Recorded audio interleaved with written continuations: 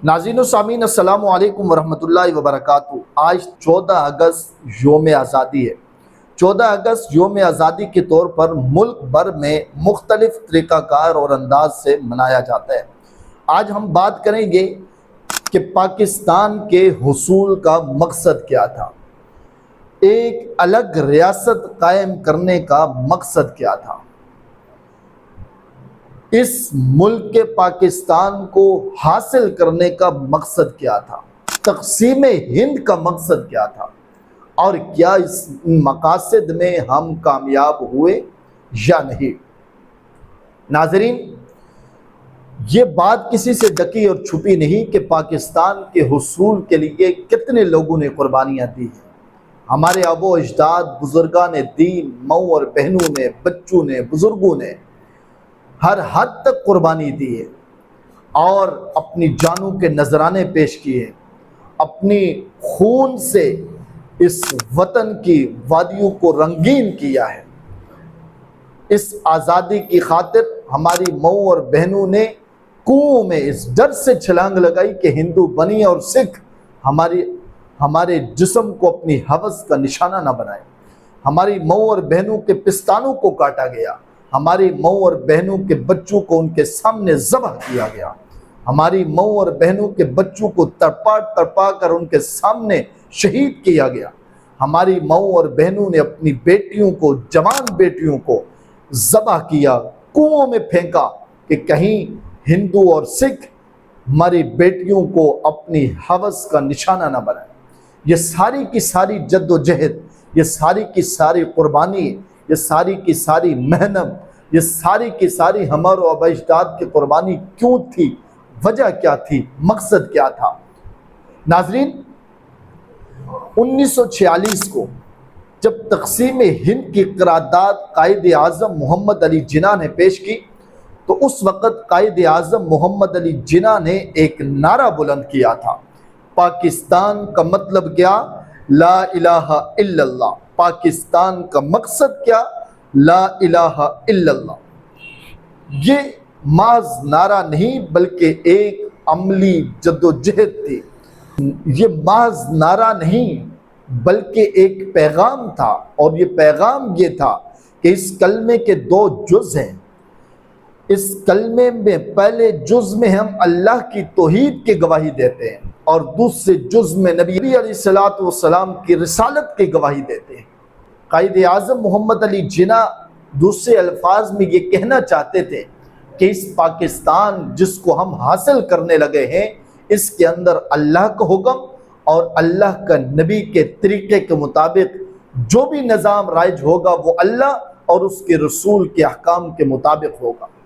اس پاکستان میں اللہ اور اس کے رسول کے حکم احکام کے مطابق فیصلے ہوں گے۔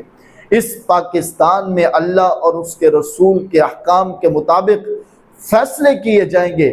پاکستان کے حصول کا مقصد قائد اعظم اس نعرے کو بلند کرنے کے بعد نعرے کو بلند کر کے یہ بتانا چاہتے تھے، اور ایک اسٹیٹ آف بینک کے افتتاحی تقریب میں قائد اعظم محمد علی جناح نے یہ بھی کہا تھا کہ ہم ایک ایسا معاشی نظام مرتب کرنے جا رہے ہیں کہ جو عین اسلامی اصولوں کے مطابق ہوگا، اور مغرب اور مغربی تہذیب کے علم بردار لوگوں نے جو نظام نافذ کیا تھا، انسانی خدمت میں مکمل طور پر وہ ناکام دکھے ہیں۔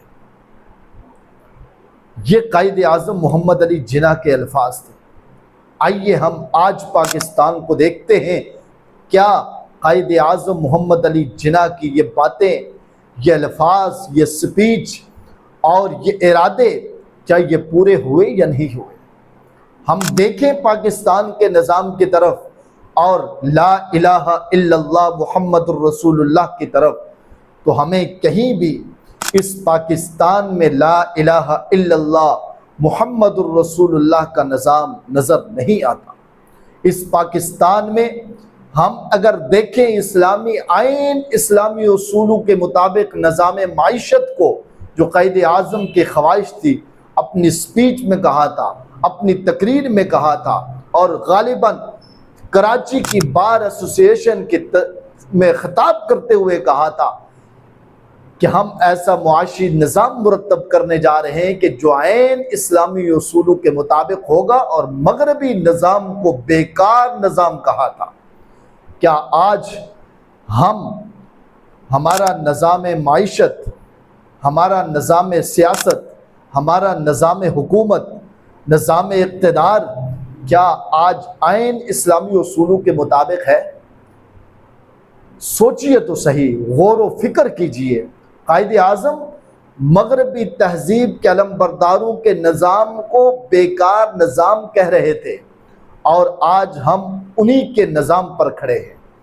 آج ہمارے ہاں ملک پاکستان میں بجٹ 2026 میں جو بجٹ پیش کیا گیا تھا، اس بجٹ کا اکثر حصہ، نصف حصہ وہ سود پر دیا گیا تھا۔ سود کے بارے میں اللہ کے نبی صلی اللہ علیہ وسلم نے کیا فرمایا؟ قرآن کریم میں اللہ تعالیٰ نے کیا فرمایا؟ اللہ تعالیٰ نے فرمایا یمحق اللہ الربا ویربی الصدقات۔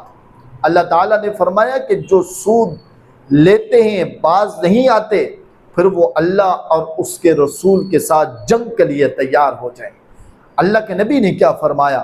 اللہ کے نبی نے فرمایا کہ سود لکھنے والا، سود لینے والا، دینے والا، گواہ، ان تمام پر اللہ تعالیٰ کی لعنت ہے، اور یہ تمام کے تمام لوگ مجرم ہیں۔ کیا آج ہمارے نظام معیشت میں سود عام نہیں ہے؟ کیا ہماری سیاست میں کرپشن عام نہیں ہے؟ کیا جھوٹ نہیں ہے؟ فریب اور دھوکہ نہیں ہے؟ کیا آج کا بڑا سیاستدان اس کو تصور نہیں کیا جا رہا کہ جو جھوٹ میں، فریب میں، دھوکے میں اور ہر قسم کے فریب میں جو سب سے زیادہ مہارت رکھتا ہو، وہ آج کے دور کا سب سے بڑا سیاستدان سمجھا جاتا ہے۔ ناظرین، قائد اعظم محمد علی جناح نے جو باتیں کہی تھی، جو سپیچ کہی تھی، آج کسی کو بھی پورا کرتے ہوئے ہم نہیں دیکھ رہے۔ علماء کرام نے جس مقصد کے لیے قربانیاں دی ہیں، کراچی تا خیبر کوئی درخت ایسا نہیں تھا آزادی کے وقت کہ جہاں پہ علماء کی لاشیں لٹکی ہوئی نہ دکھائی۔ علماء نے جو قربانیاں دی ہیں، علماء نے جو جد و جہد کی ہے، یہ صرف ان کا مقصد صرف ایک ہی تھا کہ اس ملک کو کلمے کے نام پر حاصل کیا گیا تھا، اور اس میں نظام مصطفیٰ کا نفاذ ہونا چاہیے۔ اس میں نظام مصطفیٰ کا نفاذ ہونا چاہیے کہ آج اس ریاست کے ساتھ، اس ملک کے ساتھ، اس کلمے کے نام پر بننے والے ملک کے ساتھ جو کھلواڑ کیا جا رہا ہے، اس کے اندر جو نظام نافذ ہے، کیا وہ شرعی اصولوں کے مطابق فیصلے کیے جاتے ہیں؟ اس کے اندر نظام قرآن و سنت کا نافذ ہے؟ ہرگز نہیں ہے۔ ہمیں غور و فکر کرنا ہوگا، ہمیں غور کرنا ہوگا کہ جس مقصد کے لیے اتنی بڑی قربانی دے کر اس الگ ریاست کو، الگ ملک کو حاصل کیا گیا تھا، اس مقصد میں آج تک ہم کامیاب نہیں۔ پھر خوشی کس بات کی ہے کہ ہم مقصد میں ہی کامیاب نہیں ہوئے۔ اللہ تعالیٰ سے دعا ہے کہ ہمیں سمجھنے کی اور سمجھ کر اس پر عمل کرنے کی، جد و جہد کرنے کی توفیق عطا فرمائے۔ جزاک اللہ خیرا فی الدار۔